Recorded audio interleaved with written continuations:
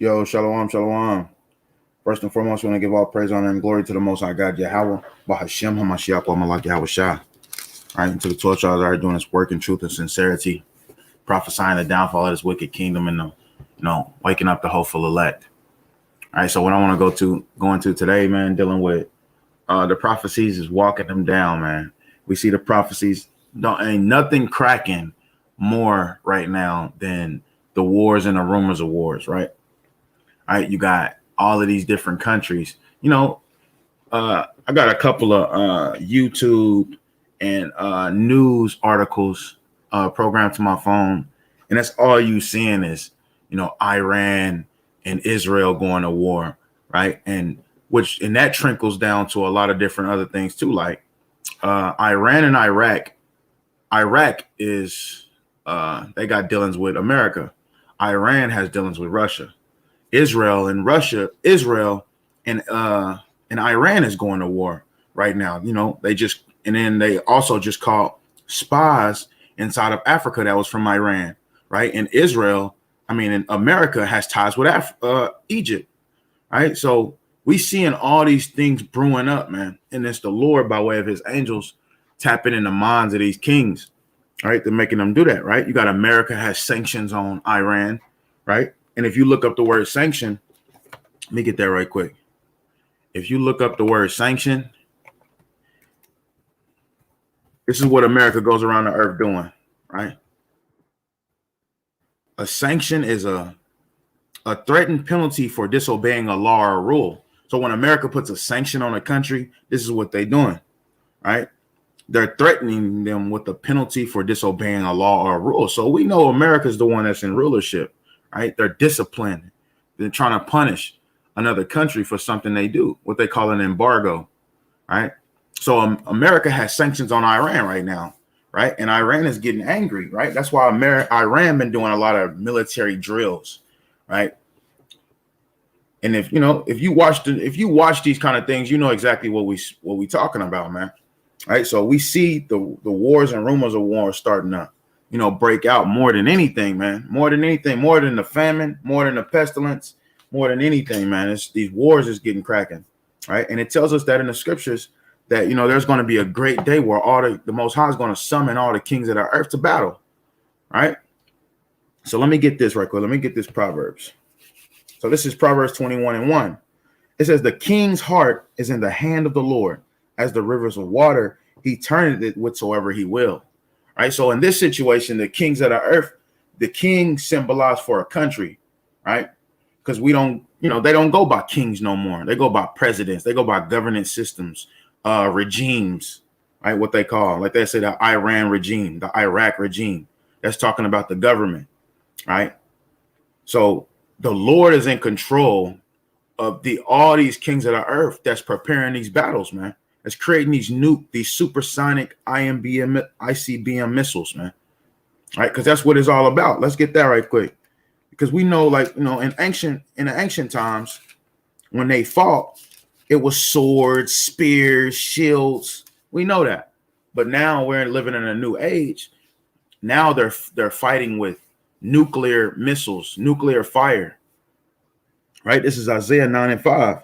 For every battle of the warrior is with confused noise, a lot of noise, chariots running, horses running. You're hearing the screams of men. You're hearing swords chink together. Are you hearing swords hit shields? Right? It says, and garments rolled in blood. It says, but this shall be with burning and fuel of fire. Right? This last war is going to be burning with fuel of fire, man. And we know Isaiah 9 is a future prophecy. It speaks about Yahushua. Right? But then it says right here that this last war is going to be fought with burning fuel and burning of fire, man. And that's just what it is. That's what we're looking at, man. When we look at Iran and Israel going to war right now. Because if Iran goes to war, Russia has to get involved because they're allies. If Israel go to war, America has to get involved, right? Then you have Iran. They just shot missiles on Iraq, and Iraq got ties with America, right? So at the end of the day, man, the things are popping off, man. Whether you see it or not, they are definitely popping off, and it's our job as watchmen to go out here and prophesy and let you know of these things. All right, so let's get straight into it. Let's go to Revelation chapter 16, right? Because this is a prophecy that we hold dear to come to pass, man. All right, this last war has to happen before Yahweh Shah HaMashiach can return, right? So this is Revelation 16 and 12. It says, and the sixth angel poured out his vial upon the great Euphrates river, and the water thereof was dried up, that the way of the kings of the east might be prepared. So let me share my screen right quick. If you look at this, the great Euphrates river is drying up as we speak. You can just Google this, man, and it'll show you that the great Euphrates river is drying up as we speak, man.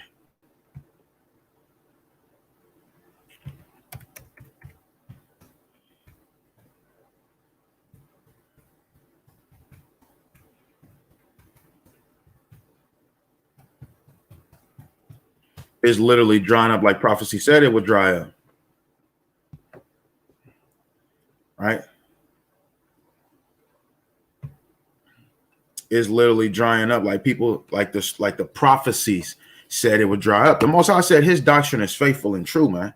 The Most High ain't playing games, man. It's slowly drying up. This is probably just a little small part of it, but it is drying up, so to speak, man. Amen. So let it be. We see the great Euphrates river is drying up. Why is it drying up?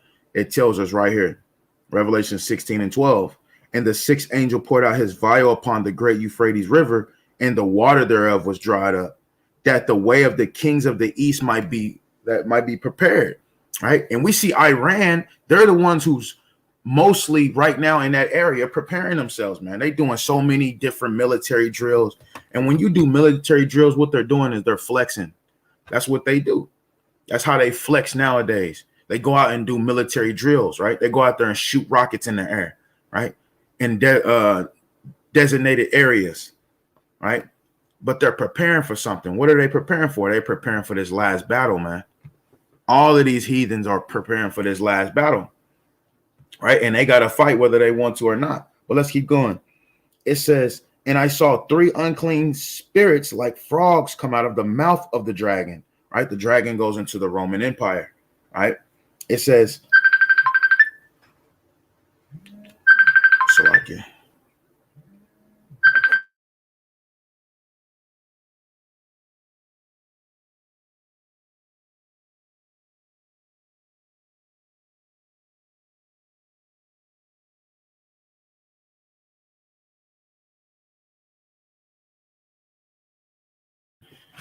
All right, Khan, Salakia. So I'm going to read again. It says, and I saw three unclean spirits like frogs come out of the mouth of the dragon and out of the mouth of the beast and out of the mouth of the false prophet. It says, for they are the spirit of devils working miracles which go forth unto the kings of the earth and the whole earth to gather them together to the battle of the great day of God Almighty. So this is what we see. These unclean spirits are tapping in the mind of these kings, man. So let's get that right quick. We just got it in Psalms 21. Proverbs chapter 21. The king's heart is in the hand of the Lord. But I want to pull this precept in 2nd Ezra too. Right, so these unclean spirits, it tells you it's devils, man, working miracles. That's what their job is, and they rejoicing in their commandments, like it tell you in 2nd Ezra. They're rejoicing. Salakia, Sarak. So this is 2nd Ezra chapter 15, and I'm just going through the spirit. So this is 2nd Ezra 15 and 20. It says, "Behold, said God, I will call together all the kings of the earth to reverence me." The word reverence goes into respect, deep respect. So they're going to respect him by rejoicing in that commandment. They think that they're doing it on their own, but they're fulfilling prophecy, right? It's what it's all about. That's why I titled the lesson, "Prophecy is Walking Them Down." And they have no clue. They thinking they just they about to be the next top country on earth. They think that they just think they have all these thoughts, but they have no idea it's these unclean spirits that they talk about in Revelation 16. It's going to be their demise. It's going to be their destruction, right? So it says, "Behold, said God, I will call together all the kings of the earth to reverence me, which are from the rising of the sun, from the south, from the east, There you have it, what they call the Middle East, right? It says, in Libanus, to turn themselves one against another and to repay the thing that they have done to them. So straight up, that's what that's talking about when it says, for they are the spirits of devil working miracles, which go forth unto the kings of the earth and of the whole world, right? Like we just read in 2nd Ezra, it says from the east, it says from the rising of the sun, from the south, and from the east. So straight up, man, east, west, south, and north, man. The North country is America. They got to get involved also, man. Right? It says to gather them together, to gather them to the battle of the great day of God Almighty. So what is that battle, man? That's talking about World War III, man. That's about to jump off. Right? And it's been on my spirit to actually go over this, man, because it gets your blood jumping, the fact that we actually see these things coming to pass. Like Yahushua said, let me get that.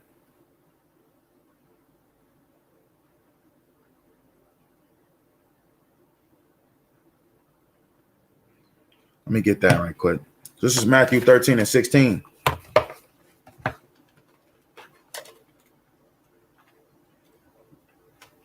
This is Matthew 13 and 16. So like it. Matthew 13 and 16. It says, but blessed are your eyes, for they see, and your ears, for they hear. It says, for verily I say unto you, that many prophets and righteous men have desired to see those things which ye see, and have not seen them, and to hear those things which ye hear, and have not heard them. So in this case, it's talking about Yahushua HaMashiach and performing these miracles. But that also goes along with today also. These same men desire to see what Yahushua was talking about in Matthew 24. And we know these men are still here because Yahushua said that generation would not pass till all things be fulfilled. Let me get that, and then we can go into the prophecy in Matthew 24. So this is Luke 21 and 30. Right? Luke 21 and 30, it says, I'm going to start at 31. So likewise, when ye see these things come to pass, know ye that the kingdom of God is nigh at hand. Right? Verily I say unto you, this generation shall not pass till all be fulfilled. Right? So these same men, that the prophets and righteous men who desired to see that day, they're going to be able to see what Yahushua was speaking about in Matthew 24 also. Right? Because they back on earth through regeneration, man. We all was here before. We all back here now. Right? But let's continue. This is Matthew 24. And let's start at 4. Right? Because we don't go into this enough, man. You can never go over this enough, man. You just can't, man. All right, Matthew 24 and 4. And Yahushua said, let's start at 3. And as he sat upon the Mount of Olives, the disciples came unto him privately, saying, tell us, when shall these things be? And what shall be the sign of thy coming and of the end of the world? World War III, the end of the world, right? And it's the end of Esau's world, so to speak, right? It's the end of Esau's world, man, because they teach you in Christianity that, when God comes back, that's it. Everybody goes into heaven. Everybody gets a halo, those little glowing rings around their head, on the top of their head, and everybody ascends up to heaven. But that's not the case, man. Somebody else has to rule, and they're going to rule forever. All right, and we're going to get that. So this is Matthew 24 and 4. And Yahushua said unto them, take heed that no man deceive you. Right? We're not supposed to let nobody deceive us. Nobody. Right? If we're meditating in these scriptures, these prophecies, we know what's going on. Can't nobody deceive you. Can't nobody deceive you, man. At all, man. So let's keep going. It says, for many shall come in my name, saying, I am Hamashiach, and shall deceive many. Right? And we see that. You got the Joshua Holmes, right? You got the dude, the Issachar brother. I forgot his name. He said that he was the Christ. You got people actually coming in, and you got actually people coming in his name saying that they're a Christ. All right. It says, and ye shall hear of wars and rumors of wars. Right. And that's what we see, that we've been seeing for the longest time. We're past that part already of just hearing about the rumors of wars. These countries are really attacking each other now. Right. whether it's privately or publicly, man. They just attacked our Iranian leader, man. They shot a missile at his house, man. They tried to blow his whole house with his family in it up. Right. So it's about to get ugly, man. It's about to get nasty. All praises though. Amen. So let it be. It says, see that ye be not troubled, for all these things must come to pass, but the end is not yet. It says, for nation shall rise against nation, and kingdom against kingdom, and there shall be famines and pestilence. That's what we're dealing with right now, man. Food shortages, right? It's not the Most High said his doctrine shall drop as the rain upon the tender earth. It's slowly, gradually happening, right? They're starting to hide these food in these containers on the coast shores, man. Right? They got news reports on it. They got videos of it, man. Them hiding these foods, talking about you're not going to get the food until you take the poison. Right? That's why you're going to your local store and, their shelves empty, man. That's the famine, right? And it says, and pestilences, right? People supposed to be dying from this high poison rate. It says, in earthquakes in diverse places, right? I forgot where that place was, man, where it was like one of the biggest earthquakes ever, man. It was just knocking stuff down, man. It was one of the biggest earthquakes, right? I forgot where. I think it was like Alaska or something. It was somewhere, man, that it was diverse. But it says, all these things are the beginning of sorrows. It says, then shall they deliver you up to be afflicted and shall kill you, and you should be hated of all men for my name's sake. Why? Because we prophesying against this wicked kingdom, right? The vibration that we're bringing is scaring the people even more than actually seeing these things come to pass, man. They're getting afraid, man. They're getting afraid. We're bringing out the prophecy in Isaiah chapter 17 where it says Damascus was going to get nukes dropped down on them, or Damascus was going to get invaded, right? We're probably making the prophet. We're bringing out the prophecies of these kingdoms that's rising up against each other, but now it's starting to get physical. It's not verbal no more. All right, so let's keep going. All right. Because at the end of the day, our job is to prophesy the up and coming kingdom, right? Because they tell you in Luke 17 and 20, we are the kingdom. We don't look around for the kingdom. We are the kingdom. Us getting ourselves right, us prophesying the downfall of this wicked kingdom, it sets off a vibration. It sets off a vibration that comes to pass, right? We're speaking it up, right? Like the Most High said in the beginning, let there be light, and there was light. He spoke it first, right? He spoke it. All right, so this is Daniel chapter 2 and 44. Daniel 2 and 44. And in those days, and in the days of these kings, shall the God of heaven set up a kingdom, right? So it says in the days of these kings, right? These kings goes into countries, like I said earlier. It says, in the days of these kings shall the God of heaven set up a kingdom which shall never be destroyed. And that's talking about the nation of Israel, man, right? Because like I said, we was taught that when this kingdom is up, everything is over with. Everybody goes into, a safe place. Everybody goes into the heavens, right? But that's false, man. They don't tell you that there's going to be a kingdom, one last kingdom established on earth, right? We're in what they call the Middle East, and this kingdom is going to last forever, man. And it's Yahweh Shah HaMashiach is going to lead it, all right? So let me get this precept. This is 2 Ezra chapter 6 and 9. 2 Ezra 6 and 9, it says, for Esau is the end of the world, and Jacob is the beginning of him that followeth. So, man, let me start up. Let me start at 8. It says, and he said unto me, from Abraham unto Isaac, when Jacob and Esau were born of him, Jacob's hand held first of the hill of Esau. So that means we're going to pull down their kingdom, man. And we doing that when we prophesy. We literally are pulling down their kingdom, prophesying how weak they are, prophesying what's going to happen in the future, prophesying what happened in the past that they tried to hide from us, right? This is setting off a vibration, and it's making them afraid, and is making their kingdom crumble, right? Straight up, man. And because it's pulling our people away from this place, and it's scaring their people to where they don't want to build no more, right? They fulfilling prophecy of Jeremiah 16 and 19, right? Surely our father have inherited lies. They want to go with us, most of them, But it says, Jacob's hand held first the hill of Esau. So that's symbolic for we're going to pull their kingdom straight down to the ground, man. And we're doing that now with our words first. Then the Lord is going to turn us into a battle axe. But it says, for Esau is the end of the world, and Jacob is the beginning of it that followeth. So that's what it's all about, man. Us pulling this kingdom down to usher in a new. All right. So going back to Daniel 2:2-44. In the days of these kings shall the God of heaven set up a kingdom which shall never be destroyed, and the kingdom shall not be left to other people. There's not going to be no damn joint heirs in the kingdom with other nations, man. It's only going to be the 12 tribes of Israel ruling the entire planet, right? Like how Esau wants to do. He wants to rule the entire planet, right? But that's our position, right? He wants to control the whole entire planet by giving them the MOTB, right? But this is our planet. It tells you that in Psalms 2:8.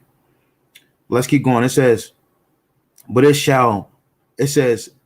it shall break in pieces and consume all these kingdoms, and it shall stand forever, man. Never coming out of rulership. And that's why these heathens, they're getting mad, man. That's why, China and Russia is trying to be next up to rule, because they know prophecy, man. A lot of them don't know what's going on, but the leaders know what's going on, man. That's why they're trying to hurry up and blow everything to crap so that they can be the next ruling power, man. But it ain't gonna happen, man. They think that they can override prophecy, but they can't, man. It says, for as much as thou sawest that the stone was cut out of the mountain without hands, and that it break in pieces the iron, right? So that's going into something else. So let's go to Daniel chapter 7. Right? Daniel chapter 7, and I'm gonna start at 18. It says, because it reiterates this twice. It says, but the saints of the Most High shall take the kingdom and possess the kingdom forever and ever, even ever. Right? So, hey, this is what we look forward to, man. Possessing the kingdom, man. We're tired of being there, man. We're tired of, dealing with this, man, poverty, man. Dealing with, the oppression of the heathen that they give us on a daily basis. And they look at us like we crazy because we mention oppression. That's just to silence you, though. But going back to it, man, this great Euphrates River is drying up, man. Let me go to Ezekiel right quick. Salakia. Let me go to Ezekiel.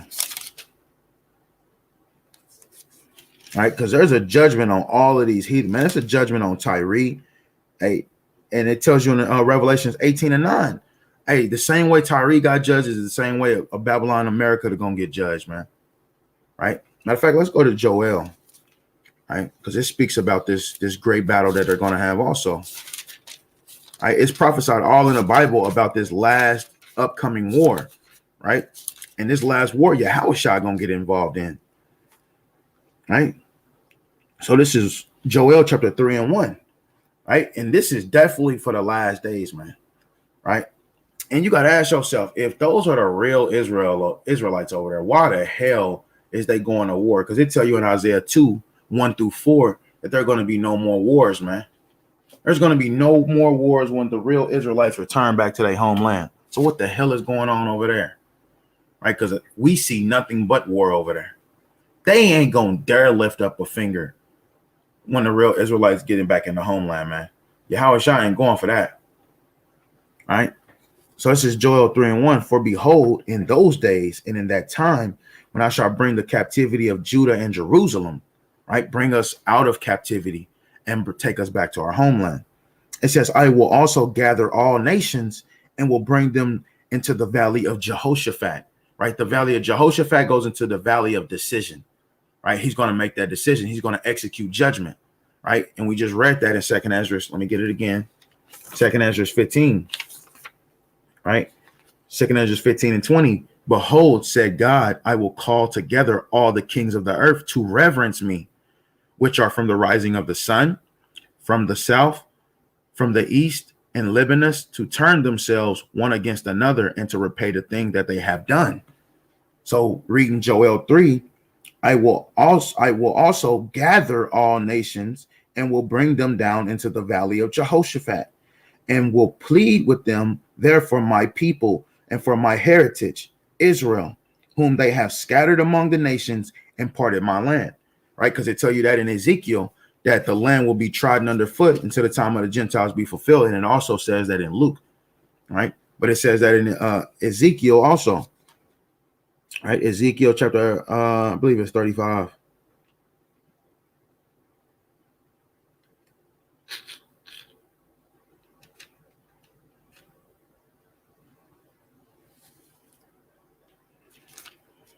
I believe Ezekiel.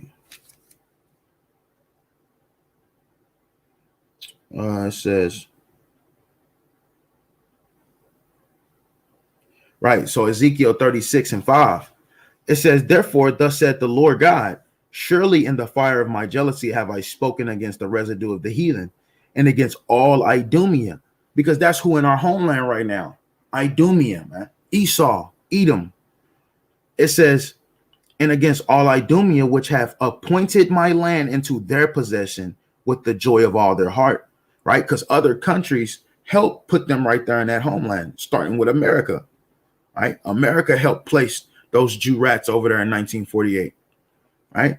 It says, with joy in all their heart, with the spiteful minds to cast it out for a prey. So going back to Joel chapter 3, reading it 2 again, I will also gather all nations and will bring them down into the valley of Jehoshaphat and will plead with them for my people and for my heritage, Israel, whom they have scattered among the nations. Right? From the Old Testament to the New Testament, they scattered the nation of Israel, right? As slaves, right? For their own use, for spoil, right? And none said deliver. Right? It says, whom they have scattered among the nations and parted my land, and they have cast lots for my people, and have given a boy for an harlot, and sold a girl for wine that they might drink. Hey, and that's exactly what happened from the 1500s. Hey, throughout the 18, hey, they just now, halfway done away with slavery. If you read the 13th Amendment, it tells you slavery is abolished except for punishment. Except for punishment. That's why you have prison systems. That's slavery. Straight up and down, man. That is slavery. Right? So we see that happening, man, in the, from the 1500s, dealing with the natives and the Negroes, man. They used to sell each other. They used to give us to the other slave masters for gifts, for whatever, man. Dealing with these holidays. Here, I got you a little nigger boy for Christmas, right? And he do whatever. A little nigger girl for Christmas. She do whatever. I got you a breeder. She's a breeder. She'll bring forth millions of dollars. She can have a lot of children, right? It says, yeah, and what have ye to do with me, O Tyre and Zidon? So there you have it. The Lord is speaking about these countries, these kings, once again, Tyre and Zidon, right? And there's a heavy judgment in Ezekiel chapter 27, I believe it is, 26 and 27 and 28, on how the Lord is going to judge Tyre and Zidon, right? And it goes back to Isaiah 14, and it goes to Revelations 18. The Lord is going to judge them, man. Right, because they are the main merchants of the earth. It tell you that in First Chronicles chapter 14. How did they did mission merchants with the nation of Israel in the ancient world, right? So it says, so they have to get their judgment also, man. At the end of the day, all these countries that think that they're about to be the upcoming ruling power is going to be totally confused when they find out the nation of Israel has to be back on top, man. All right, so let's continue. It says, in all the coasts of Palestine, will you render me a recompense? Right, the Most High saying, will you pay me back for what I'm about to do with you? Are you gonna pay me back for it? Basically, what the hell are you gonna do? It says, and if you recompense me swiftly and speedily will I return your recompense upon your own head.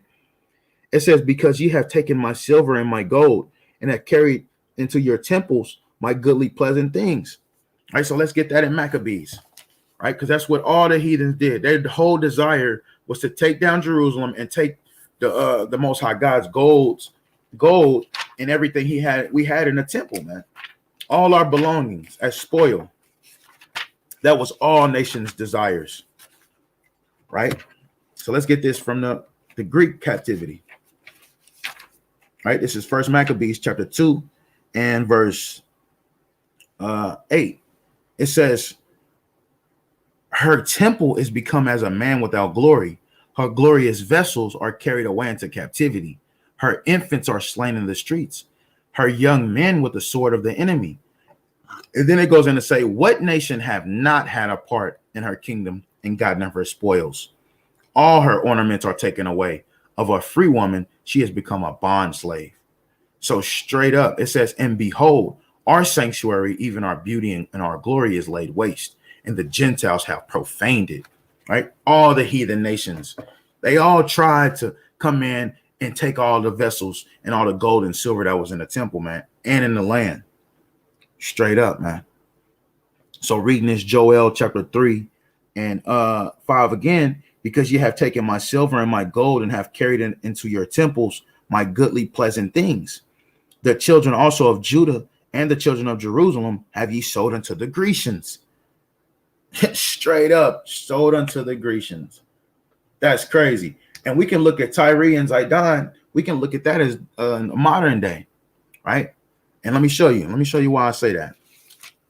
Let's go to Ezekiel 27. I'm just going to get a couple verses. Right, so this is Ezekiel 27, and I'm gonna start at 3. I'm gonna get the point. It says, and say unto Tyrus, O thou art situate at the entry of the sea, which art a merchant of the people for many isles. Thus said the Lord God, O Tyrus, thou hast said, I am of a perfect beauty. Right, so this is ancient Tyrus. This is talking about back then in that ancient world, man, dealing with in the Ezekiel, man, dealing with the Babylonians, the Medo-Persian Empire, right? This was way back then, but then it's speaking in second form also. Let's get that in Revelations 18, because it says the same thing in Revelations 18. So wisdom speaks twice, man. When it speak about it, it happened and it's going to happen again. History repeats itself. So this is Revelations chapter 18. And we're going to read 9. Revelation chapter 18. Revelation 18 and 9. It says, then the kings of the earth who have committed fornication and lived deliciously with her. That's not it. 7. It says, how much she have glorified herself and lived deliciously, so much torment and sorrow give her. For she saith in her heart, I sit a queen and am no widow, and shall see no sorrow. Therefore shall her plagues come in one day, death and mourning and famine, and she shall be utterly burned with fire. For strong is the Lord God who judges her. Right? So if we read down, let me get the point. 11. So if we read verse 11 in Revelation 18, it says, and the merchants of the earth shall weep and mourn over her, for no man buyeth her merchandise anymore. Right? Merchants. Right? So America is one of the top merchants on earth. They do a lot. They're the main, partaker in the buying, selling, and trading within these nations, right? America don't have to get permission to buy, sell, or trade with these other heathens, right? But the other ones do. Right, that's why you have sanctions on Iran, right, from America. America is the only country that puts sanctions on other countries, man. They will put a sanction on Iran saying you can't buy, sell, or trade or anything. We better not hear nothing about it until we figure this out. That's what a sanction is, right? So it says nobody buy her merchandise anymore. It says the merchant of gold and silver and precious stones and of pearls and fine linen and purple and silk and scarlet and all thine wood, and all manner vessels of ivory, and all manner vessels of precious wood, and of brass and iron and marble, and cinnamon and odors. It says, and ointments and frankincense and wine, and oil, and fine flour, and wheat, beasts, and sheep, and horses, and chariots, and slaves, and souls of men. Right? That goes into people selling their souls on Hollywood Boulevard, man. So this is talking about America, Babylon the Great in these last days. But when we go back to Ezekiel, when he's talking to Tyrus, it's saying the same thing, man. Let's get that. It says, let me drop down to Ezekiel 17 and let me see. Is it 17?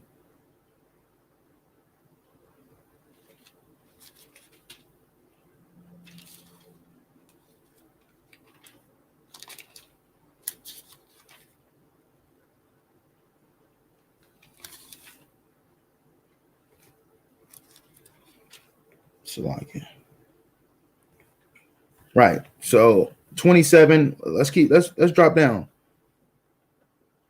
Verse 9. It says, the ancients of a Gabal and the wise men thereof were in thee. This is Ezekiel 27 and 9. The ancients of Gabal and the wise men thereof were in thee, thy caulkers. All the ships of the sea with their mariners were in thee to occupy thy merchandise. Right. And this is talking about the ancient Tyrus, and it's talking about Babylon the Great also, man. That's why this place is spiritually called Sodom and Egypt, but it's spiritually called Babylon also. It's spiritually called a lot of different places, right? We can spiritually call this place Assyria because of their great army that they had. And well, they once had, let's say that, right? Because Assyria was known for their great army, right? He told you in Isaiah 10 and 6 that Assyrian is a rod in his hand. Right, so the Lord would use the Assyrian army to beat in pieces the heathen. Right, Assyria was known for their army, man. So it says, let's keep reading. It says, I'm going to drop down to 12. It says, Tarshish was thy merchant by reason of the multitude of all kind of riches, with silver, iron, tin, and lead. They traded in thy fairs. Javan, Tubal, and Meshach, they were thy merchants. They traded the persons of men, of vessels of brass, and in thy market. So what it does is it goes all the way down the list. It mentions Judah, Damascus, Dan, Dedan, Arabia. It mentions Haran. It mentions all these places that did buy, selling, and trading with Tyrus, which is Babylon the Great, man, in the future tense, since. So it's saying the same thing, man. So when we go to Joel, back to Joel chapter 3, so I don't want to lose my way. Joel chapter 3 and 5, because you have taken my silver and my gold and have carried into your temples my goodly pleasant things. The children also of Judah and the children of Jerusalem have ye sold unto the Grecians, that ye might remove them far from their border. And that's exactly what they did, man. Sold us in captivity to remove us far from our border, man. It says, behold, I will raise them out of the place, whether ye have sold them, and will return your recompense upon your head. Right. So let's get that in Psalms, because that we see the beginning of what's happening. Like we see prophecy actually walking these people down. Right. We might look at it as like a whole bunch of men out there on the highways, Bibles teaching the Bible. No, they are trembling, seeing us waking up in our rightful order, man. All right, so this is Isaiah. This is Psalms 50, and I'm gonna start at 20. It says, 50 and 20. Thou sittest and speakest against thy brother. Thou slanderest thy own mother's son. Right? They slander us by false accusing us, like they tell you in Revelations 12 and 10. Right? The accuser of our brethren is cast down. Right? But it says, these things have thou done, and I kept silence, though thou thoughtest that I was altogether such as one as thyself. So the Most High, like, you thought I was on your side, right? Because I wasn't doing anything, because I haven't said anything. But it says, Salakia, but I will reprove thee, right? He's going to correct you. He's going to show you, right? And we see the effect of him showing them as of now. That's why they're getting so afraid, man. It says, and reprove thee and set them in order before thine eyes. And that's exactly what you see, him setting the nation of order, the nation of Israel in order before their eyes, man. These brothers is establishing order in these camps, man.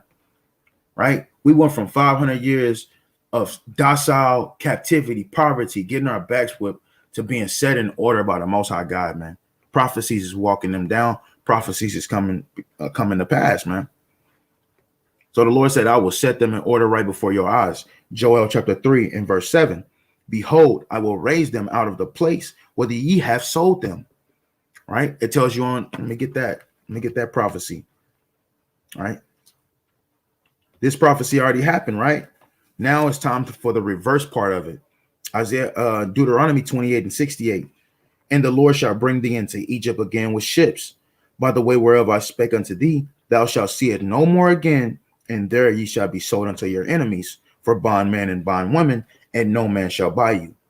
So the Lord telling us in Joel 3 and 7, behold, I will raise them out of the place where ye have sold them.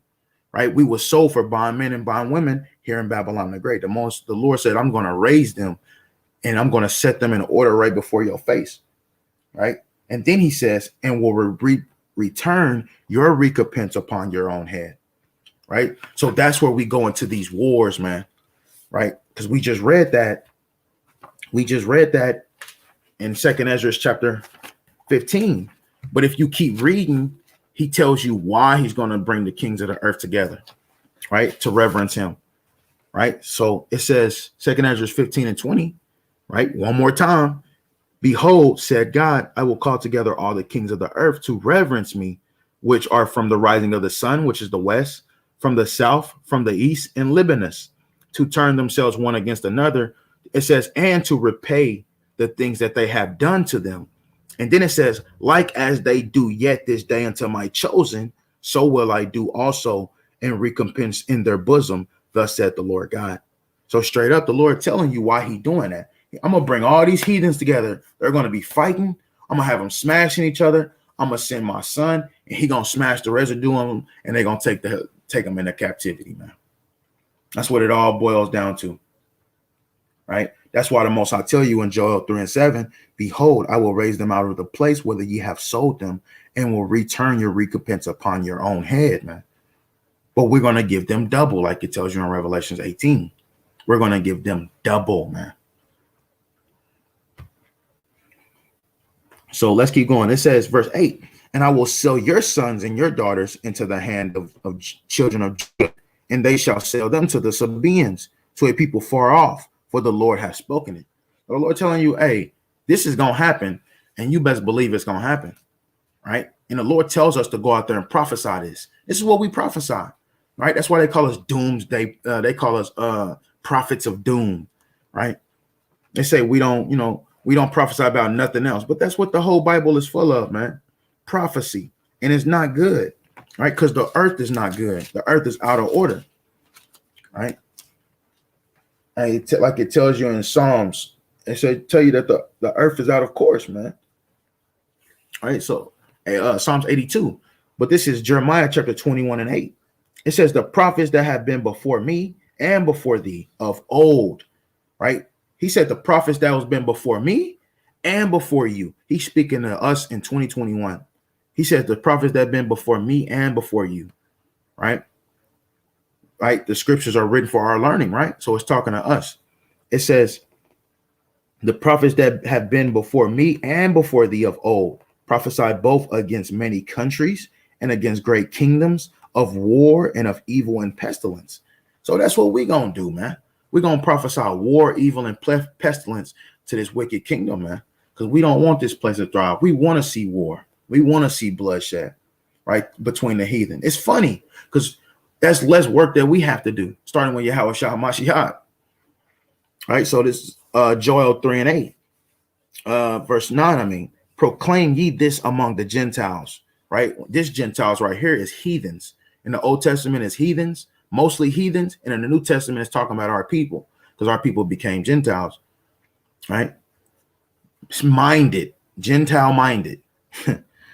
It says, proclaim ye this among the Gentiles, prepare war, wake up the mighty men, let all the men of war draw near, let them come up, right? And we know this is rhetorical right here, because he tells you in Wisdom of Solomon that mighty men are going to be mightily tormented, So the Lord is telling you, hey, bring your strongest dude up here so I can make an example out of him. Well, bring your strongest nations. Bring the strongest men within your nations, right? Right. They talk about how China got these 7-8 foot men as like damn super bots, basically, man. Right, like G.I. Joes, man. Right. Let me see. That's all I get.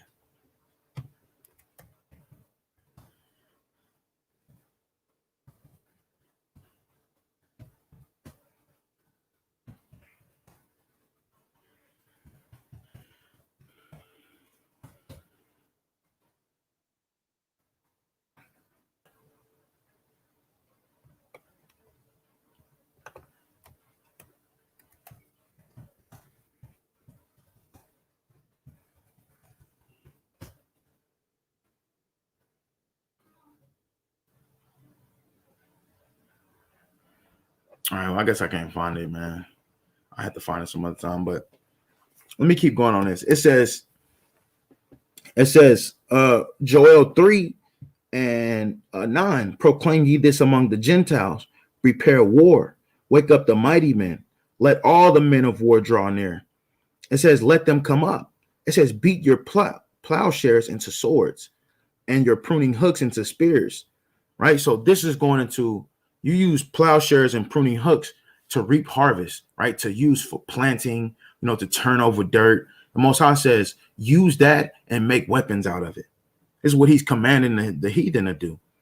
And then he says, let the weak say, I am strong, right? It says, assemble yourselves and come, all ye heathen, and gather yourselves together round about thither, because thy mighty ones to come down, O Lord. So all of these scriptures that I'm bringing out is going right back to 2 Ezra 15 and 20, where he said he's going to call all the kings of the earth to reverence him. So that's why he says, assemble yourselves and come, all ye heathen, and gather yourselves together round about. This is the Lord's word coming to pass, man. Right? This is prophecy of the Lord walking them down, because this is exactly what they're doing. They're coming together. They're coming together to fight, man. This last battle. Right? It says, verse 12, let the heathen be awakened and come up to the valley of Jehoshaphat, right? Which is the valley of decision. For there will I sit to judge all the heathen round about, right? So the Lord is going to judge them. How? He's going to kill them, man. Let's get that in 2 Ezra chapter 2. Sorry.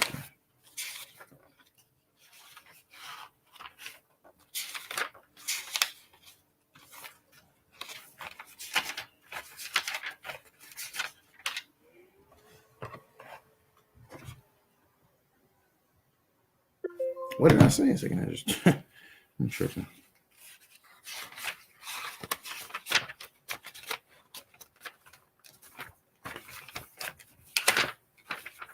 God. So this is 2 Ezra chapter 13, and I'm gonna start at 6. Matter of fact, I'm gonna start at 1. It says, and it came to pass, and this is going into the last World War II.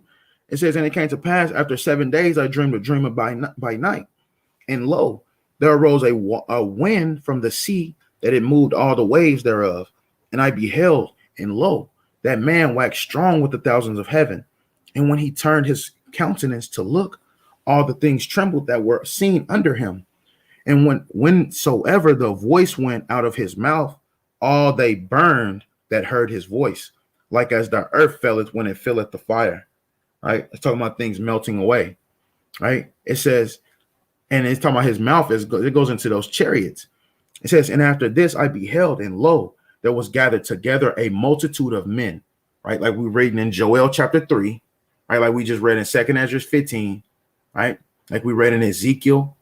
There's many more prophecies going into, them all gathering themselves. I mean, Revelation, I said Ezekiel, right? There's many more, prophecies dealing with how this great battle, Jeremiah 25, Jeremiah 51, right? 50 and 51, right? It says, Let me keep going. It says, multitude of men out of number from the four winds of the earth, from the four winds of heaven, to subdue the man that came out of the sea. It says, but I beheld, and lo, he had graved himself a great mountain and flew up upon it. But I would have seen the region or place whereof the hill was graven, and I could not. And after this I beheld, and lo, all they which were gathered together to subdue him were sore afraid, and yet durst fight. That means all the people of the earth gonna come together in this, this Revelation 16, the great Euphrates River. They're gonna come and they're gonna be battling each other. Iran, Iraq, Syria, America, Russia, China. All these people are gonna come from the rising of the sun, from the east, from the south, and Lebanus to fight one another. But then Yahushua gonna crack the sky open, and then they're gonna try to fight him. Well, they're gonna get so scared, they're gonna be shit in their pants, but the Lord is still gonna put it on their spirit to fight, man. Straight up. That's why it says yet there's fight. That means they're still gonna fight. So it says, Salakia, it says, verse 8, and after this I beheld, and lo, all they that which were gathered together to subdue him were sore afraid. Right? Talking about Yahushua Mashiach. It says, and yet there's fight. They still went and fought. It says, and lo, as he saw the violence of the multitude that came, he neither lifted up hand nor sword nor any instrument of war, but only I saw that he sent out his mouth, and it's talking about the chariot, as it had been a blast of fire, and out of his lips a flaming breath, and out of his tongue he cast out sparks and tempests, and they were all mixed together, the blast of fire, the flaming breath, and the great tempest, and fell with violence upon the multitude which was prepared to fight. Right? Like we read in Joel chapter 3. Right? So they're going to all be fighting each other, and Yahushua going to come out the sky. He's going to annihilate them. Straight up. Easy work. Right? They doing all this preparing, building these supersonic ICBM missiles, these defense systems. You got IDF, the Israel Defense System, the defense forces. But there's not going to be able to do nothing when Yahushua Mashiach returns. Right? It says, hey, and this is something we really believe it. I cannot wait to see this, man. You're not supposed to desire the day of the Lord, but it's going to be a beautiful sight to see, man. It's going to be beautiful, man. It says, Salakia, verse 10, but only I saw that he sent out of his mouth as it had been a blast of fire, and out of his lips a flaming breath, and out of his tongue he cast out sparks and tempests, and they were all mixed together, the blast of fire, the flaming breath, and the great tempest, and fell with violence upon the multitude which was prepared to fight, and burned them up every one, so that upon a sudden of an innumerable multitude nothing was to be perceived, but only dust and smell of smoke. When I saw this, I was afraid. So straight up, man, Ezra even had a vision or dream about what's going to happen in the last days, man. We look forward to this happening, man. We want to see the wars and the rumors of wars increase, man. Right? We want to see the rioting of the Americans against the government, right? Canada against their government, right? Because of the poison, right? Australia, all of these different places that's mandatory, this poison to the people, man. That goes into 2nd Ezra 15 also, man. Right? Let me get that.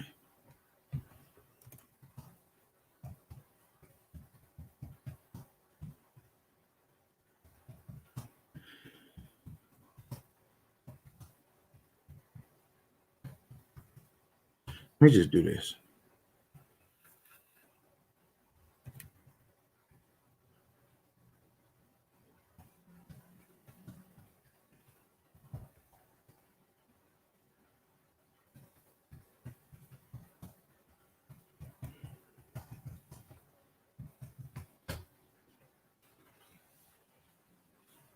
Hey, and it's like every day you hear something about, and this poison update, and it tells you right here. It says which countries are enforcing this mandatory poison. right? And now they're starting to target kids now, man, from ages 5 to 11, right? What you gonna let your kid get that just so he can stay in school? Man, you need to get your kids out these school, man.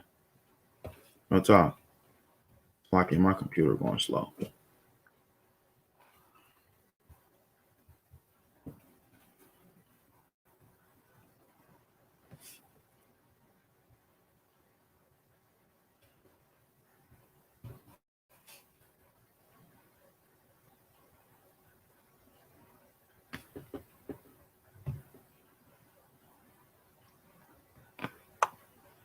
All right.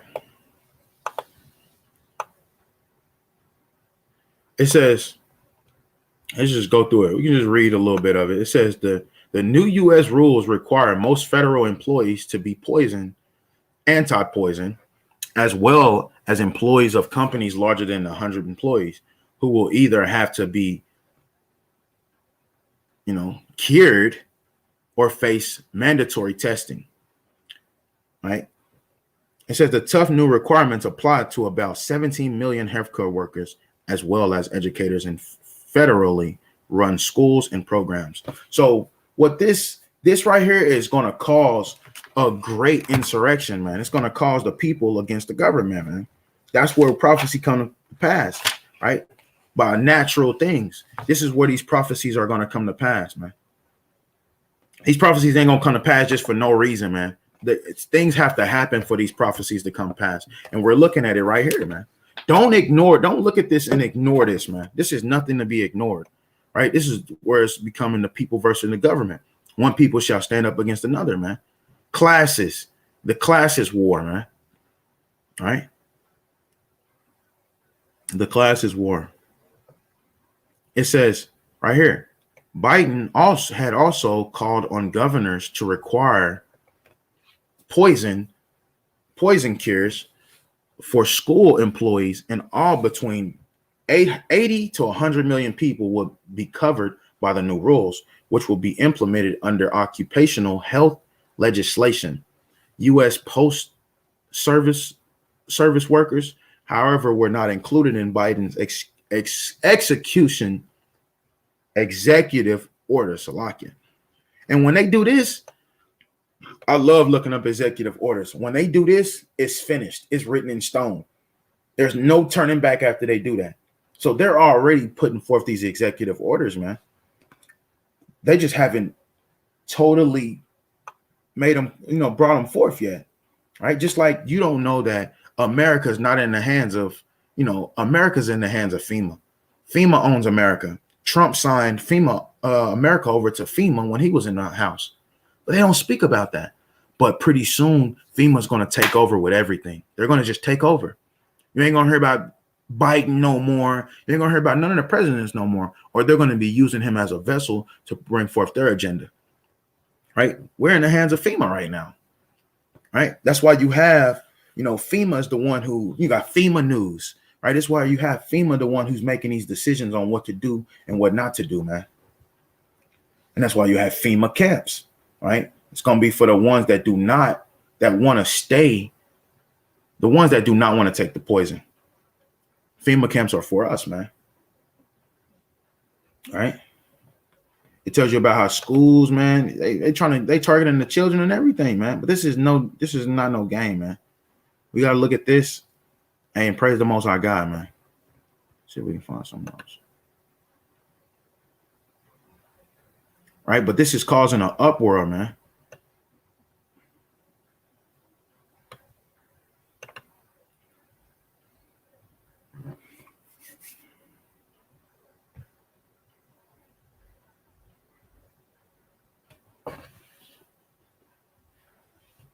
So like, I don't know why this thing moving so slow. All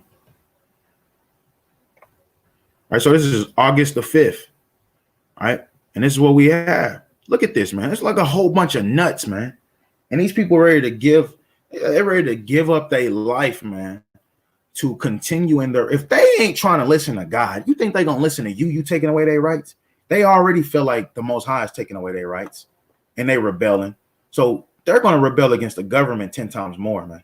And it tells us that in the scriptures. But it says citizens all over the world are rising up against poison, passport, and lockdowns, right? Because there's countries that's still locked down right now. That's been ever since America did that first little lockdown. There's countries that still locked down from that first point, that first period when America had that lockdown. America just unlocked unlocked down the country, right? But these other countries, they continued with it, right? And I'm about to get this video where the man tells you, he says, get used to.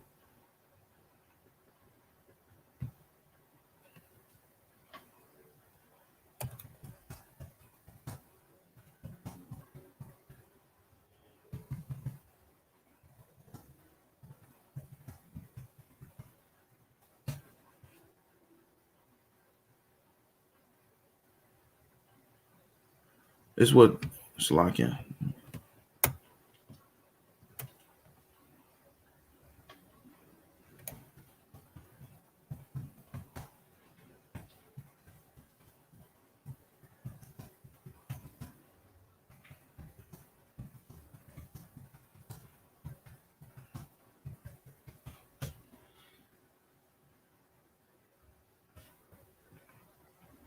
Man, I don't know why I cannot find this video now.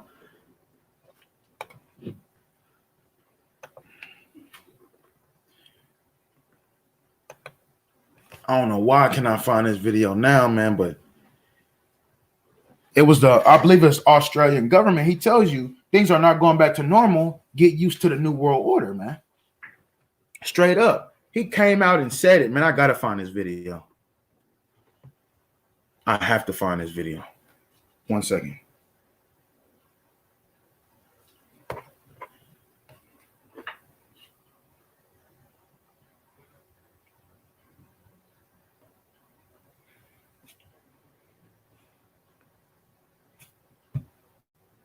So like, yeah.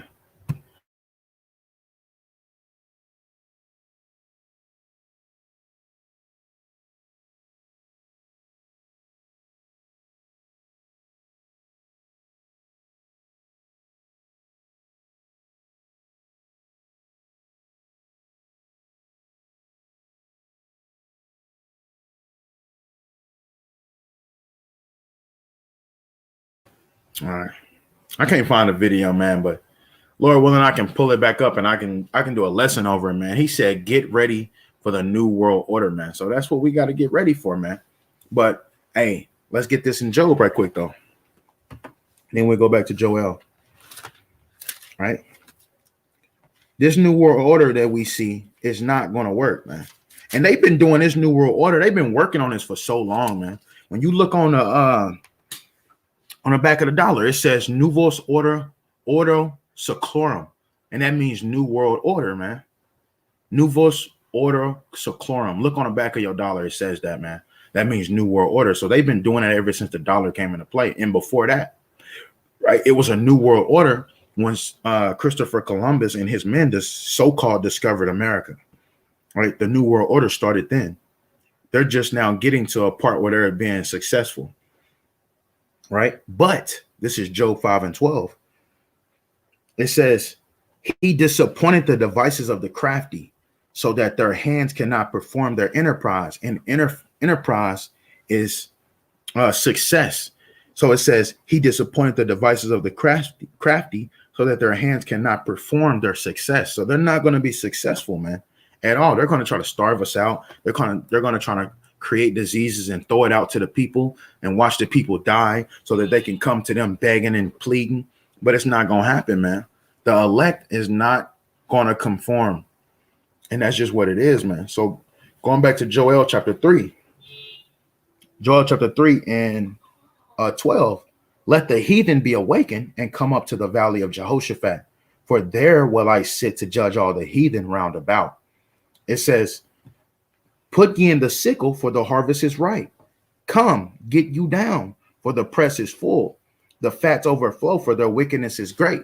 Right? And it tells you that the same thing in Revelation chapter 18, how their wickedness and their sins have reached unto heaven, man. So this is where we at, man. We at where the Lord is about to pour out that cup, man. Give me 1 second.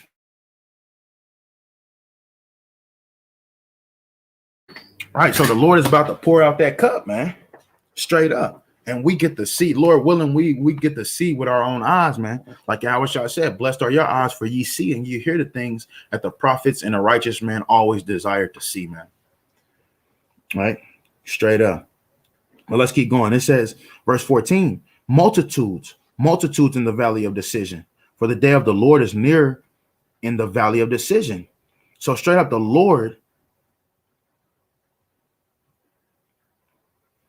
So straight up, the Lord, hey, the Lord cannot wait to come and judge this place. But prophecy that he caused to be written down on paper, right? It has to come to pass for it to be faithful and true, man. Like it tells you in 2 Ezra 15, right? These things have to come to pass, but the hourglass is running out of sand, man. But let's keep going. It says, verse 6:15, the sun and the moon shall be declared, and the stars shall withdraw their shining. Right. This is where, the Lord's grand entrance. Right. Everything's going to become dark and he's going to crack the sky with brightness, man. It says the Lord also shall roar out of Zion and utter his voice from Jerusalem, and the heavens and the earth shall shake. But the Lord will be the hope of his people and the strength of the children of Israel. So that goes into 2 Ezra chapter 13, what we was just reading. Right. It says the Lord, when he come, he's going to open his mouth and his lips, and the breath and the tempest is going to blast them away. So I'll get 1 second.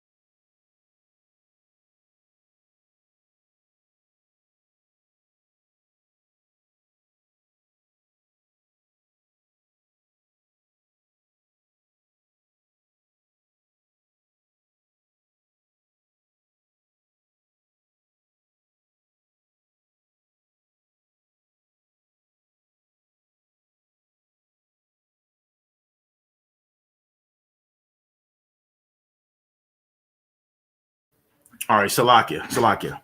Right. So, hey, Joel, Ezra, John, they all seeing the same thing. They all, prophesying about the same thing. And this is the same thing that we're waiting on to this day, man.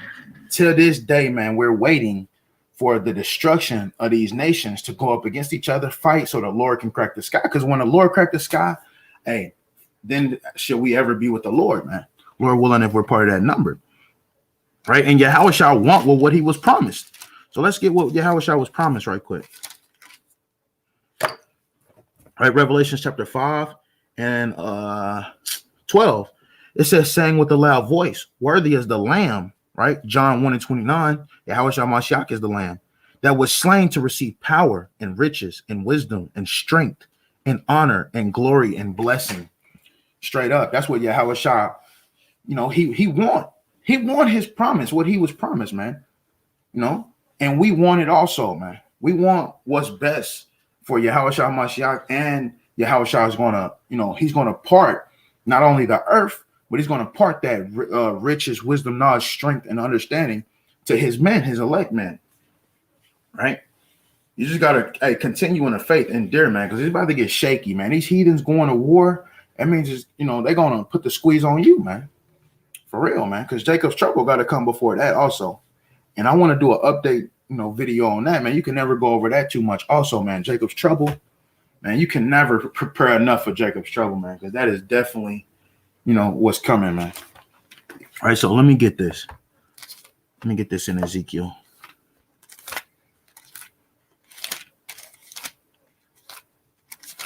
All right, so this is Ezekiel chapter 33:1.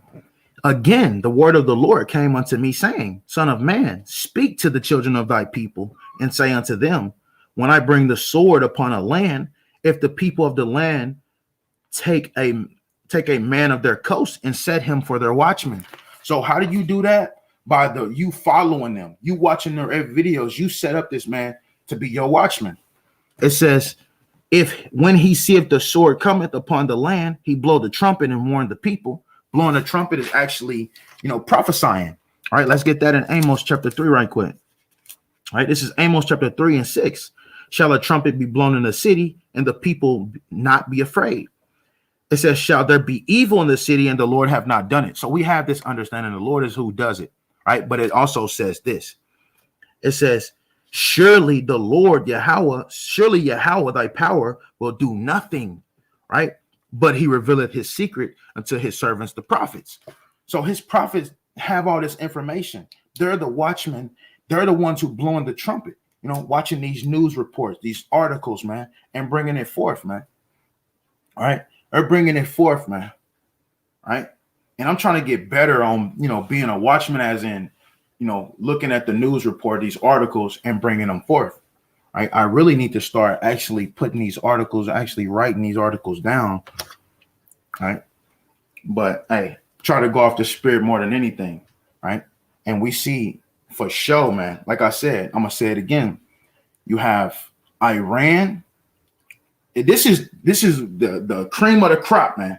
You got Iran going to war with Iraq. You got Iran going to war with Israel. Israel and Iraq is allies with America. So that means America has to get involved. All right. And then you have Iran, which is partners with who? Russia. So that means Russia has to get involved. China has to get involved. All these countries have to get involved. All right. Let's get this right quick. The only reason why I say that.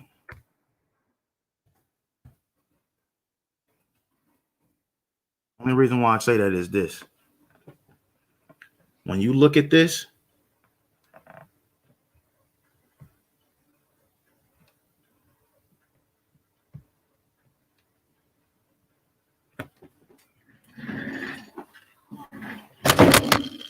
so I can.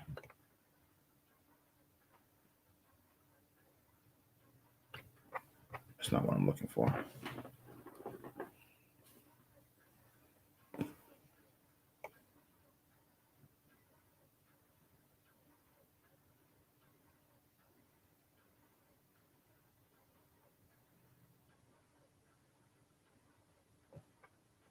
Latest one. It's in a NATO's Article 5, it's basically rules and guidelines. If one country goes to war with another country, then all of their allies, it's an attack on all of their allies. All right. Where is that at?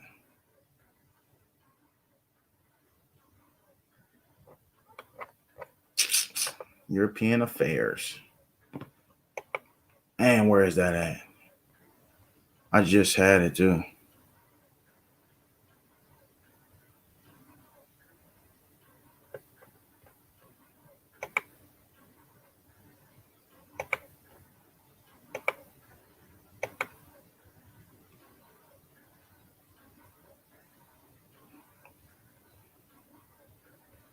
I can't find it right now, but in the article, it tells you that if one ally goes to war, then they all have to go to war, man.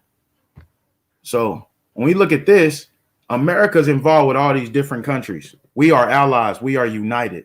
Right. So when one goes to war, they all have to go to war. You got NATO and OTAN. When one goes to war, they all have to go to war. So when you see Iran and Iraq fighting, that means Russia and America has to get involved. When you see Iraq and Iran fighting, that means America and Russia has to get involved. Israel go to war with somebody, they have to get involved. They found Iran spies in Africa, man. Hey, and this is the beginning of the wars, man, when they catch spies in the other countries. Right? What are they spying on? They're spying on their military structure. They're spying on the kind of nukes that they got, right? how they going about this and how they going about that. You best believe that there is there's Russian intelligence agents in the U.S. Army as we speak right now, trying to figure out how to overthrow them, man. And that's just what it is. That's these unclean spirits that it talks about in Revelation 16, right? Straight up. Hey, and this is, like I said, man, this is what we look forward to, man. Let's get, I didn't want to just leave off with that one. It's what we look forward to, man. But this right here, and we look forward to this also. They thinking, you know, this is making us, this is, you know, getting us scared and all that, but it's not, man. This is actually for our part, man, because we can't come into rulership without this place coming down.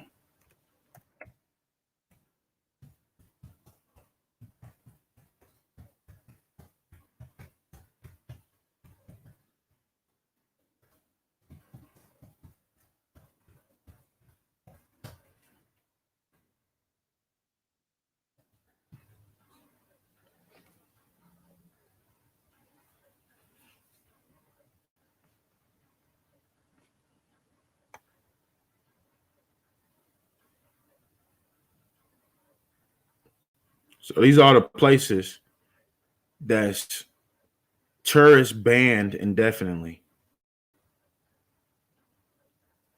Right? So you banned from going to these countries. Tourists, you're a tourist. You're banned from going to these countries if you're not poisoned up. If you ain't poisoned up, you cannot go to these places, man, at all. Right? And this list is going to get bigger and bigger and bigger, man. So what they're doing is, if you know anything about 70 AD, it's all about the Israelites, man. It's all about good and evil, the Israelites, man. So if you know anything about 70 AD, what they did, they surrounded us, right? They came from the west gate and they went all the way around to the east gate, right? And they surrounded us, and you know, we had a wall around our whole homeland. So what they did is they surrounded us and they built an even bigger wall. And this bigger wall symbolically is, you know, closing down all of these ways for us to get out the country, right? That's why they're doing this tourist ban, right? They're banning. That's why these passport, man, they are so crafty, man. It says they're wiser than Daniel. They're being crafty, right? They're trying to make it to where you can't leave the country because they know we're not going to take this poison. Right? It says 27 full lockdown countries found. 27, man. Full lockdown, still to this day, man. And this is almost a year ago. These places are still locked down. Why ain't America locked down if we're the #1 leading place where people is dying? It's all a game, man. They're trying to lock you in, right? Because it's the time of 70 AD, man.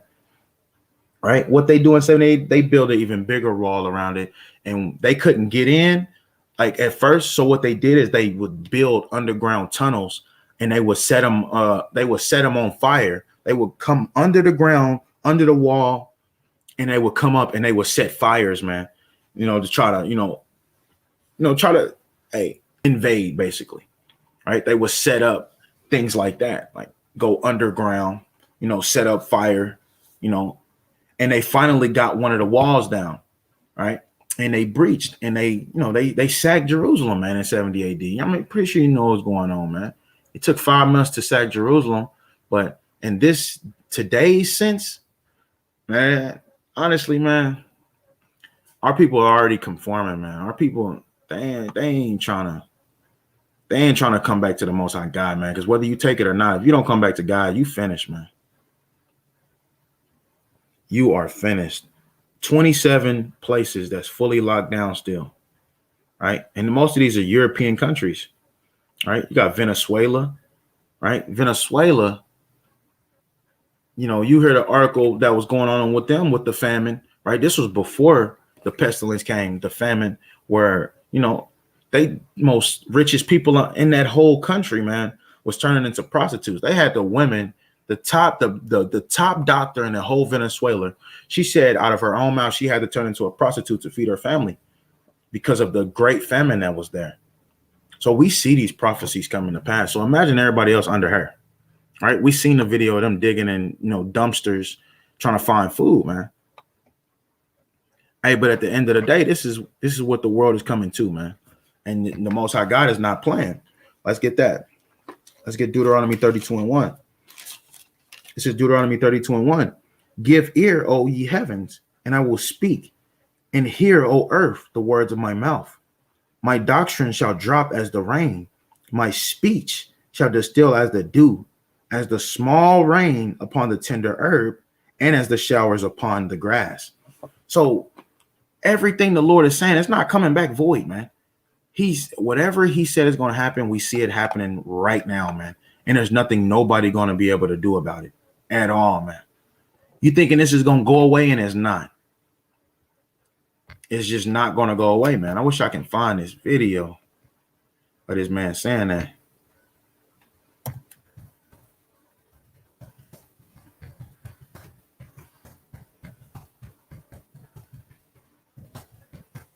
This would be a key point, man, dealing with this poison.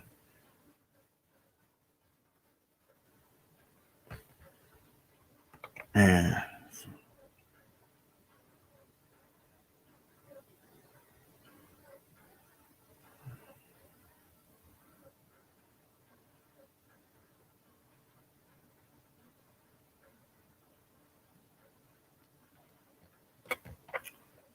Man, it's all good. Hey, Lord willing, I can do a video over that too, man. But things ain't going back to normal. Why would you want them? If you're an Israelite, you know you're an Israelite. Why would you want things to go back to normal? Right? So reading this again, verse 2. My doctrine shall drop as the rain. My speech shall distill as the dew, as the small rain upon the tender herb. So like just like how rain drops on the grass in its due season and it takes time to grow. You know, you come outside one week, you'll be like, dang, it comes up to like my ankle. The next week, it comes up to my calf muscle, right? It takes time to grow, man. But one thing for sure, it's going to come, right? Only thing we have to do is wait on it, right? Let's get that right quick. That's all we have to do is wait on these prophecies to come to pass, man, and get right. Wash yourself. Put on that garment, right? The best way you know how, man. The best way you know how. So this is Habakkuk chapter 2 and 2. And the Lord answered me and said, write the vision and make it plain upon tables, that he may run it that readeth it. Right? It says, for the vision is yet for an appointed time. So the vision ain't going to come. These things are not going to come. The restoration of Israel is not going to come until certain things be fulfilled. That's why we have to wait on it, man. It's an appointed time for these things to come out, man. It's an appointed time for Jacob's trouble to happen, right? Prophecies have to happen before that happens, right? It says an appointed time, but at the end it shall speak and not lie. Though it tarry, wait for it, because it will surely come. It will not tarry. And the word tarry means slow or retarded. So he said it's not going to tarry. You're going to see it. It's just not going to come on a time when you want it to come. But when it comes, you ain't going to be able to slow it down. You're not going to be able to stop it. You're not going to be able to say, I'm not ready. All right. That's why I said it shall not tarry. Right. So, hey, let's get that. Salakia. He said in the end, it shall speak. Right. So let's see what it's going to speak. Right. 2 Ezra 15. 2 Ezra 15 and 1. Behold, speak thou in the ears of my people the words of prophecy. Right. And that's what we try to do, man, on a daily basis. We try to speak prophecy, bringing out these news reports, these articles to try to link it up with the scriptures. Right. To show you how real this Bible is. Right. Salakia. He says, behold, speak thou in the ears of my people the words of prophecy. Right. To foretell. It says, which I will put in thy mouth, said the Lord. So we already have the prophecies in this book. Only thing we have to do is bring it out to the people, like we read in Ezekiel chapter 33. That's what the watchman's job is. It says, and cause them to be written in paper, for they are faithful and true. Right? Straight up, the Most High tell you, hey, everything that I tell you to write down, they gonna happen. It's faithful and true. Right? Like we just read, like he told Moses in Deuteronomy chapter 32, he says, my doctrine gonna drop as the rain drops upon the tender herb. Right? So let's get an account of Isaiah actually witnessing this, right? Because Isaiah spoke the prophecy and he actually got to see some of it come to pass, right? Right. And we're living in that generation also where we get to see some we see these things happening. We see them with our own two eyes, these things happening. Right. This is Isaiah 25:1. O Lord, thou art my God. I will exalt thee. I will praise thy name, for thou have done wonderful works, wonderful things. Right. And we can say out of our own mouth with truth and sincerity the same thing. We see the Lord do wonderful things, starting with him waking you up in this truth, man. Right. Us being one from slaves to royalty, man.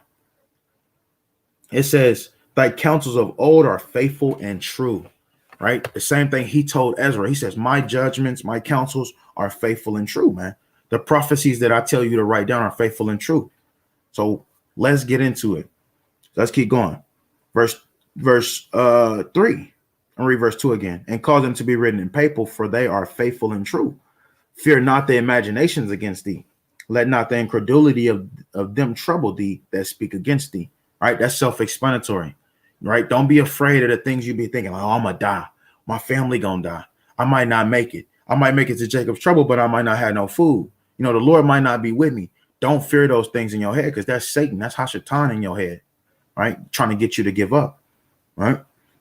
So he can accuse you, like it tells you in Sirach chapter 2. If you lose patience, it says, woe unto them that lost patience, for they believe if not, therefore shall they not be defended, right? But it says, verse 4, for all the unfaithful shall die in their unfaithfulness. Behold, said the Lord, I will bring plagues upon the world, the sword, famine, death, and destruction. So this is what we see going in Deuteronomy 32:2, where he says his doctrine shall drop as the rain upon the tender herbs, man. We talking about death, destruction, sword, famine, death, and destruction, right? The Lord loveth judgment, right? I was just thinking of a precept, but it slipped my mind. So let's keep going. It says, behold, said the Lord, I will bring plagues upon the world, the sword, famine, death, and destruction. And this is our job to go out there and prophesy that, right? This book is so full of, man, let's just get it. Let me get that. It's in Ezekiel. Let's see what's in this book. This book is full of straight judgment, man. Right? This is Ezekiel chapter 2:10. It says, and he spread it before me, and it was written wherein, within and without. So basically in the whole entire book, within and without, right? From top to bottom, from side to side, north to south, east to west. That's what he's saying. It says, and there was written therein lamentations and mournings and woe. That's what's all in this book, man. Lamentation, mourning, and woe. It's either you want to hear it or you don't, right? Because one thing for sure, you know, you don't want to get caught off guard in this. Because if you get caught off guard, that's going to hit you by surprise. Hey, that's why a lot of people are going to get hit with them heart attacks. And then they're going to have strokes, man, in that day. Because it's going to catch them off guard, especially the men that was already in this truth and left. It's going to hit them harder than anybody. All right. So let's continue. It says, verse 6, 2 Ezra 15:6, for wickedness have exceedingly polluted the whole earth, and their hurtful works are fulfilled. Right. So let's drop down to some of the things that's happening that we see happening till this day, man. Till this day. And I love bringing this out. I haven't brought it out in a while. That's why we're about to go into it. 2 Ezra 15, and we're going to drop down to 14. It says, woe to the world and them that dwell therein, for the sword and their destruction draweth nigh. Right? Like he tell you in Isaiah 24. Right? He says he's going to leave the world empty. Right? So I'm going to read it one more time. For the sword and their destruction draweth nigh. I'm going to start at 14. Woe to the world, the whole entire world, and them that dwell therein, for the sword and their destruction draweth nigh. And one people shall stand up to fight against another people, and swords in their hands. So this is the time frame we are coming upon. The government is creating all this confusion so that people can be chaotic, so that they can come with a solution. Because they want things to be so confusing and chaotic that they can be like, man, I just want things to go back to normal. But it's never going to go back to normal. It's never going to go back to normal. Them days are over. He know his time is short. Right? So this is Isaiah 24:1. Behold, the Lord maketh the earth empty, and maketh it waste, and turneth it upside down, and scattereth abroad the inhabitants thereof. It says, and it shall be as with the people, so with the priest, as with the servant, so with his master, as with the maid, so with her mistress, as with the buyer, so with the seller, as with the lender, so with the borrower, as with the taker of usury, so with the giver of usury to him. The land shall be utterly empty and utterly spoiled, for the Lord hath spoken it. So going back to 2 Ezra 15, that's what it's talking about, 15 and 14. Woe to the world and them that dwell therein, for the sword and their destruction draweth nigh. And one people shall stand up and fight against another, whether it's dealing with race or it's dealing with classes, right? The have or the have-nots, or, you know, the blacks and Hispanics versus the Europeans, man. However you want to look at it. One people shall stand up and fight against another, and swords in their hand. Or you can go the government versus the masses of the people. So you can look at it in three points, right? So one people shall stand up and fight against another people, and swords in their hand. And we're coming up on a time where the people are going to fight the government, and the government is going to issue usher in the martial law and the National Guard, right? We're right around a corner from this, literally right around a corner, right? As a matter of fact, let me get that, because they was talking about ushering the National Guard recently because the police in Missouri all quit. It was like 120 something police quit because they didn't take the poison.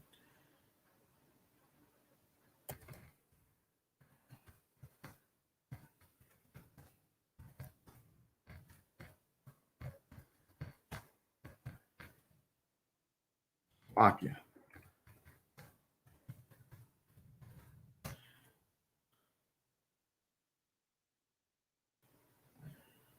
It might not be Missouri, man. I be trying to retain all this information and I can't retain it all, man. So bear with me, man. Somebody was talking about ushering the National Guard because they was losing the police. Man, I can't think of it. It'll come back to me. It'll come back to me one. All right, so let's keep going though. So it says 2 Ezra 15 and 16. For there shall be sedition among men and invading one another. They shall not regard their kings nor princes, and the course of their actions shall stand in their power. So sedition goes into rebellion. We know what sedition is. Sedition goes into rebellion, like I said, man. So let me do this. Sedition goes into rebellion. We know this. So it says there shall be rebellion among men and invading one another. And then it tells you they shall not regard their kings nor princes. They're not going to listen to the Senate. They're not going to listen to the Constitution. They're not going to listen to your local government officials. They're not going to be trying to hear the Pentagon. They're not going to be trying to hear none of that, man. They're going to be invading one another because they're going to be hungry, right? Because we already see that they're taking away all the food right now. We see them taking away the food from the masses of the people.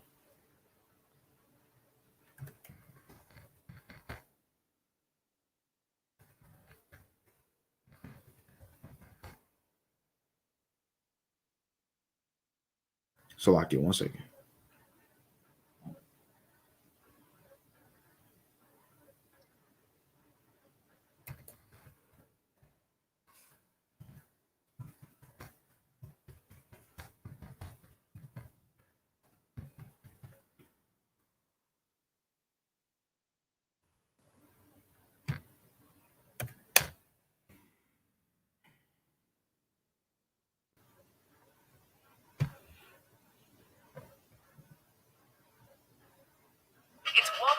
Friday deals for days. Score $30 Lego sets and get other huge deals this Friday in store. Shop Walmart's Black Friday deals for days.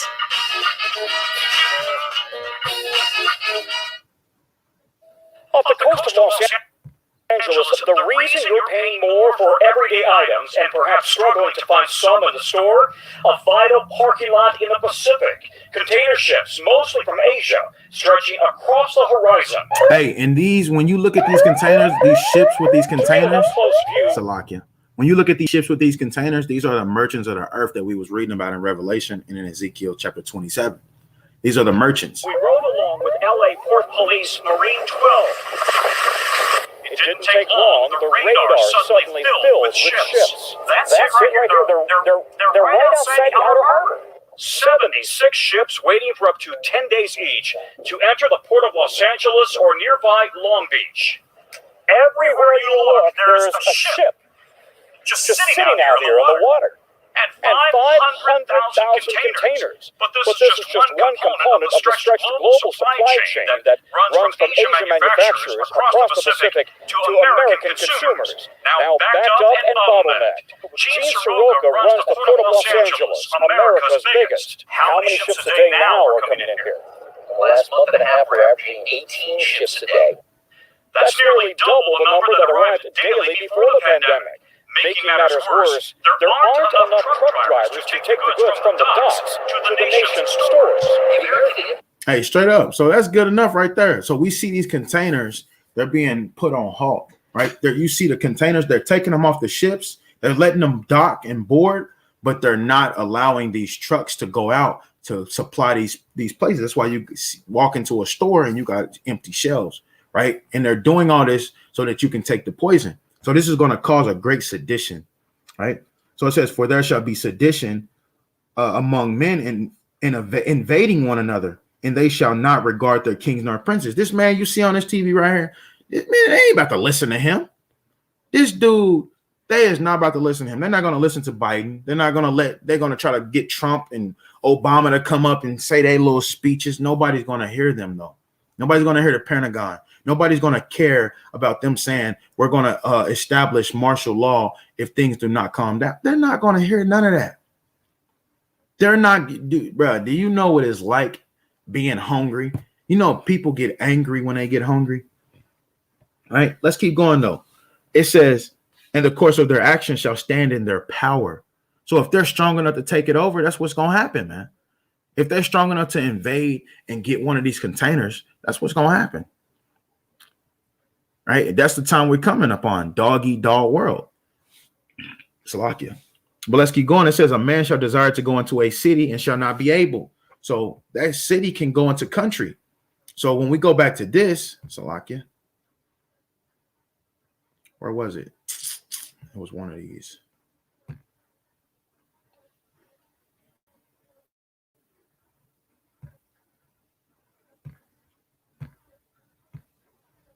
Right here.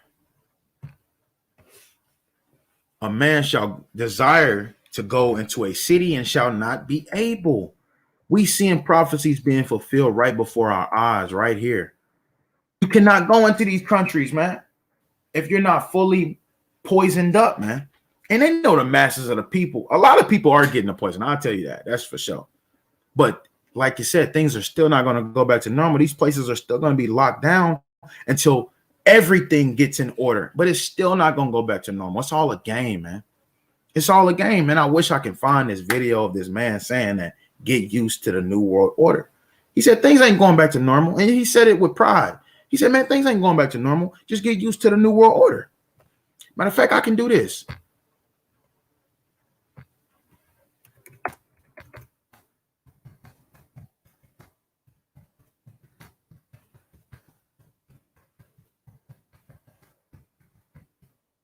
Lord willing, it'll pull up.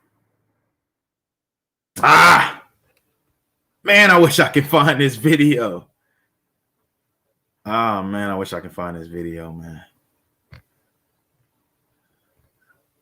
Salaki, I wish I could find this video. Give me 1 second.